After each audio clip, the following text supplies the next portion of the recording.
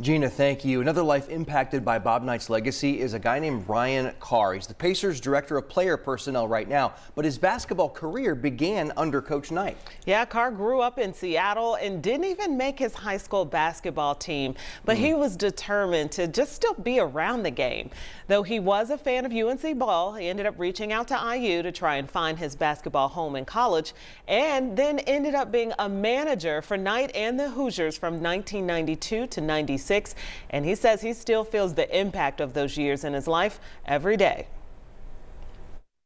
You know, I remember one of my first days there as a manager, one of the tasks was to vacuum the locker room. And I remember walking in thinking, do all the lines of the vacuum need to go a certain way? Like, that was just what it was about. That's how things were done.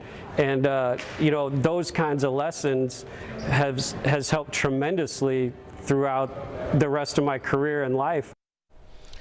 Ryan Carr there recounting how meticulous and disciplined you have to be.